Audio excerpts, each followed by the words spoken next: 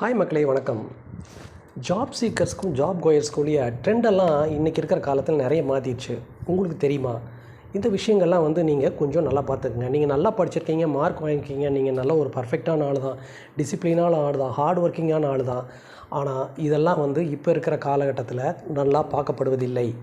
நீங்கள் நல்லா லேர்ன் பண்ணக்கூடிய ஆளா, எக்ஸ்ட்ரா மைல் ஓடக்கூடிய ஆளா அப்படிங்கிறத இன்றைக்கி ஒவ்வொரு கம்பெனியும் பார்க்க ஆரம்பிச்சிருச்சு. அப்படின்னா கொடுக்குற ஜாபுக்கு மேலே நீங்கள் ரொம்ப இன்ட்ரெஸ்ட் எடுத்து சில வேலைகள் நீங்களே எடுத்து பண்ணுறீங்களா? எக்ஸ்ட்ரா மைல் சொல்கிற வேலையை மட்டும் செஞ்சுட்டு வீட்டுக்கு போயிடுறீங்களா? இல்லை ஒரு சில வேலைகள் நீங்களே பண்ணிக்கிறீங்களா? அப்படிங்கிறத கம்பெனி கவனிக்க ஆரம்பிச்சிருச்சு. இன்னொரு விஷயம் என்ன அப்படின்னா, நீங்கள் உங்களை அப்டேட் பண்ணிக்கிறீங்களா அப்படிங்கிறதையும் கம்பெனி வாட்ச் பண்ணும்.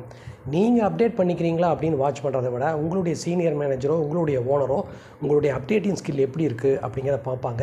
அப்டேட்டிங் ஸ்கில் இருந்தால் மட்டும்தான், எக்ஸ்ட்ரா மைல் ஓடதா இருந்தால் மட்டும்தான் உங்களுக்கு இன்க்ரிமெண்ட்டு நீங்கள் நினைக்கிறத விட அதிகமாக கிடைக்கக்கூடிய வாய்ப்பு இருக்குது. ஸோ நீங்கள் எக்ஸ்ட்ரா மைல் ஓடுறவராக இருக்கணும், உங்களை அப்டேட் பண்ணிக்கிறவராக இருக்கணும், நிறைய பாலிட்டிக்ஸை இந்த காதில் வாங்கி இந்த காதில் விட்டுக்கிறவராக இருக்கணும். இதெல்லாம் இருந்து அட்ஜஸ்ட் பண்ணிகிட்டு இருந்தீங்கன்னா நீங்கள் ஒரு ஜாபில் இருந்துகிட்டே இருக்கலாம். ஆனால் ஜாப்லேருந்து நிறைய சம்பாதிக்கணும் அப்படிங்கிற கனவை என்றைக்குமே வச்சுக்காதீங்க. ஜாபில் அது பண்ணவே முடியாது. லைஃப்பை ரன் பண்ணலாம். Bye bye, see you on my next video. இது உங்களுக்கு ரொம்ப பிடிச்சதுன்னா உங்கள் ஃப்ரெண்ட்ஸுக்கு மற்றவங்களுக்கெல்லாம் ஷேர் பண்ணுங்கள்.